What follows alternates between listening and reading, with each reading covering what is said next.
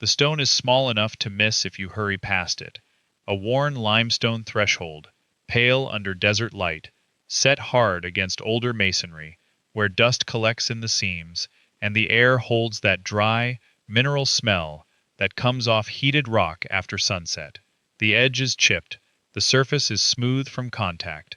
Fine grit catches in the corner where the stone meets the wall, and just beyond it, below sacred ground, the old texts keep pointing downward.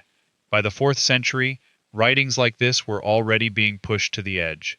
Canon lists were tightening, materials tied to angelic names, spirit control, and ritual knowledge were treated as dangerous.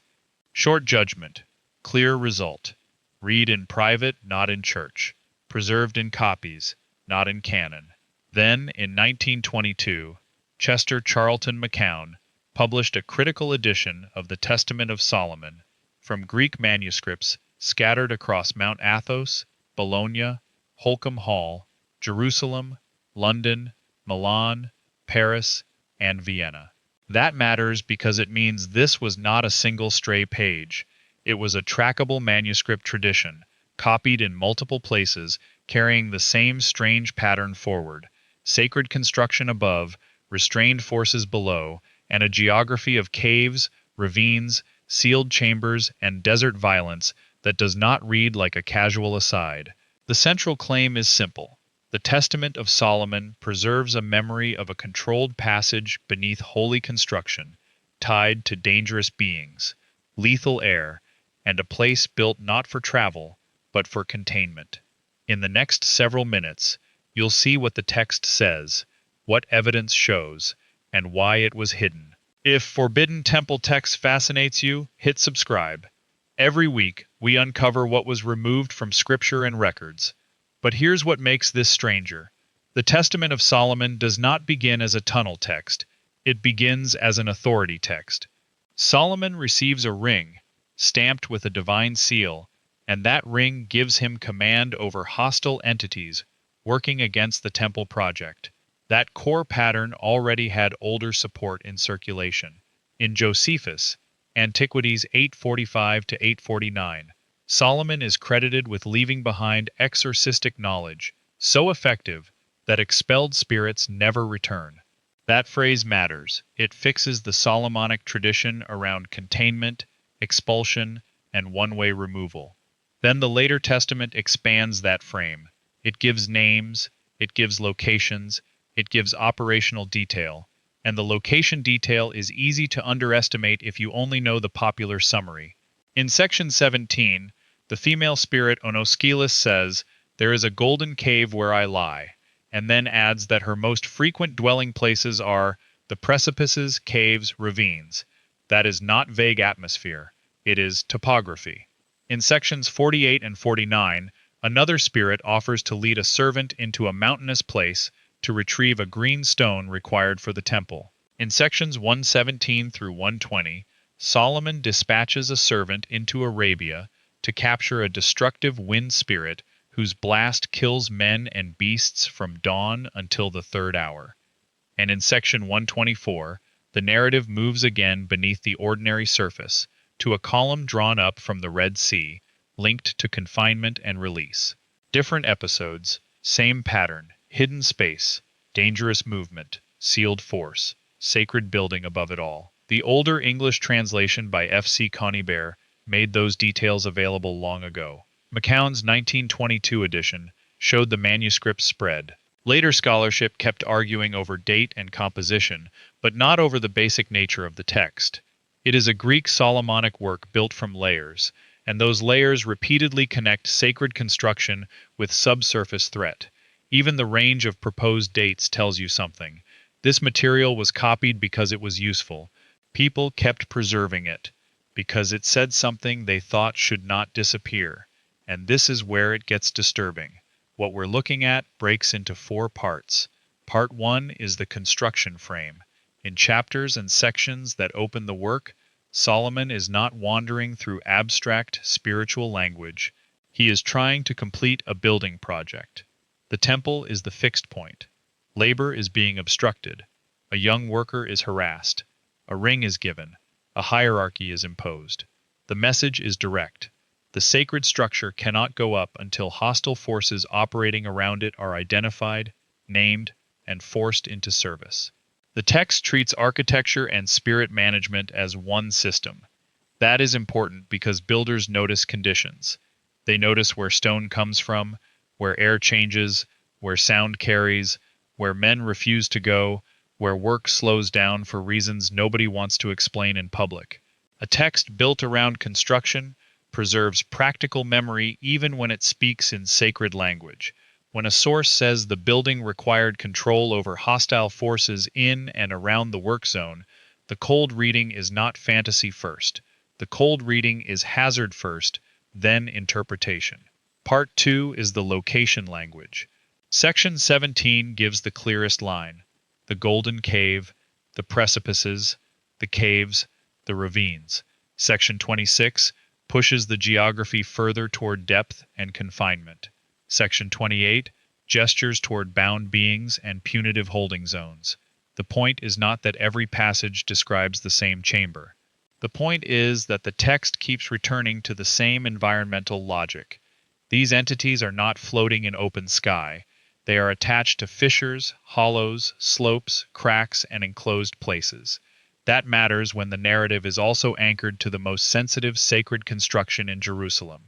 It also matters because ancient writers usually did not waste repeated terrain language unless terrain itself carried the function of the scene. If the danger were purely moral, a mountain, a pit, a house, or a desert could have served equally well. But this text keeps narrowing the setting to broken ground and hidden recess. It keeps making depth part of the mechanism. Part 3 is the retrieval pattern. In sections 48 and 49, the servant is guided into rough terrain for a stone that the temple requires. That sounds small until you notice the narrative method. Sacred construction depends on access to something hidden in a dangerous place, and access is only possible through controlled contact with a hostile intelligence that already knows the route. The text is not describing ordinary quarry work. It is describing guided passage into restricted space under compulsion. In other words, the route exists before Solomon's men use it. The knowledge belongs to something already associated with the place. That is exactly how controlled subterranean access works in every period. Somebody knows the way in. Somebody else only enters under supervision. And the object being recovered is not ornamental. It is necessary. The work above cannot continue until the item below is obtained. Part 4 is the Arabia episode in sections 117 to 120. This is the place where the title starts to make sense. A king in Arabia reports a lethal force that moves with the dawn wind and kills human beings and animals. Solomon does not answer with prayer alone. He sends a trained intermediary with a sealed object to intercept it. The region fears the attempt will fail. The servant stands in position before dawn. The force is trapped, contained, and redirected. Read coldly, without ornament. That is a field operation in hostile terrain involving a deadly invisible condition in a desert setting. The text does not have to use the modern phrase underground hazard for the pattern to be there. The operational details are what matter: timing before sunrise, local fear, a defined corridor of danger, and a specialist rather than a crowd. Those are the features of a place people avoid because entering it casually gets you killed. In the narrative language of the text, the reason nobody returns is a spirit. In practical terms, the reason nobody returns could just as easily be that the air, the pressure, the fumes, or the enclosed passage itself turns fatal before anyone can explain what happened. Now place those four parts together: a sacred structure, repeated references to caves, ravines, and hidden holding zones, controlled retrieval from dangerous terrain, a desert mission involving an unseen lethal force that kills before full daylight. The result is not proof of a tourist tunnel. It is something more specific. It is a record of sacred space being managed vertically, with danger concentrated below, outside, and underneath. The modern parallel is harder to dismiss than most people realize. In 2022, P. Madonia and colleagues published cave air research showing that carbon dioxide can accumulate in underground environments at levels requiring strict time limits, specialist access, or breathing apparatus. At 1%, exposure has to be managed. At 2%, access narrows sharply. At 3%, protective equipment becomes necessary. That is modern instrumentation, describing something ancient writers could only report by consequence. People entering enclosed subterranean space, becoming distressed, collapsing, or not coming back out the way they expected. When a late Solomonic text links dangerous hidden locations with a killing force carried on air, it is not automatically primitive confusion. It may be observational memory expressed in the vocabulary available at the time. And notice how well that fits the Arabian episode. The danger is invisible. It moves with conditions in the air. It affects humans and animals alike. It is strongest in a repeating time window. Those are the exact kinds of regularities a pre-modern observer would record if a confined route, cut chamber, or low-lying pocket periodically turned deadly. The text personifies the hazard because that is how the period explains agency, but the pattern underneath the personification is still pattern. Here's what the translators left out, not from the full scholarly editions, those preserve it. But in popular summaries, the location language is usually flattened into a generic line about Solomon commanding demons to build the temple. The dangerous geography gets stripped away. The phrase, "There is a golden cave where I lie," is rarely what gets quoted. The sequence, precipices, caves, ravines, is usually not what gets emphasized. The Arabian mission in sections 117 to 120 is often reduced to a strange miracle episode instead of what it reads like on the page, an encounter with an invisible lethal force in a controlled desert zone. Why does that matter? Because once you remove the terrain, you remove the operational logic, and once you remove the operational logic, the whole text stops looking like documentation of restricted space and starts looking like decorative demonology. That simplification changes everything. The suppression starts at the 4th century closure of accepted reading lists.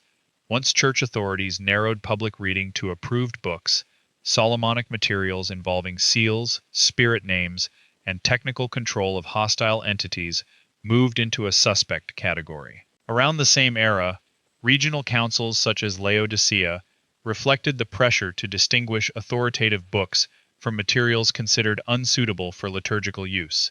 Athanasius, in 367, listed books he regarded as canonical and sharply separated them from others. Later, texts associated with magical operations, even when attached to famous biblical names, were treated with increasing suspicion. Then medieval copyists preserved some of the material anyway, not as public doctrine, but as side-channel knowledge.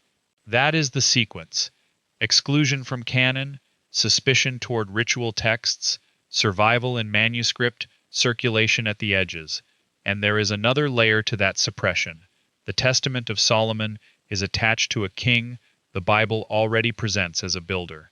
Once a later text says that the same king dealt in seals, adjurations, bound entities, and dangerous underground locations, the line between sacred history and technical forbidden knowledge becomes difficult to manage.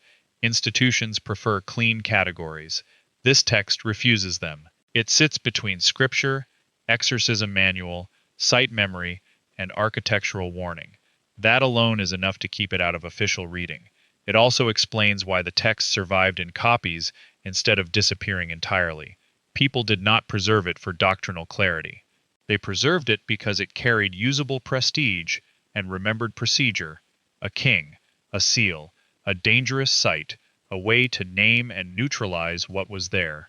That combination is exactly the sort of thing official tradition sidelines, while private transmission keeps alive. Now, here's where it gets active. In the last decade, the ground beneath and around the Temple Mount has remained one of the most restricted archaeological environments on Earth. Even sympathetic archaeologists acknowledge that formal excavation under the compound is constrained by active worship, custodianship, and the fear that digging itself would be read as desecration.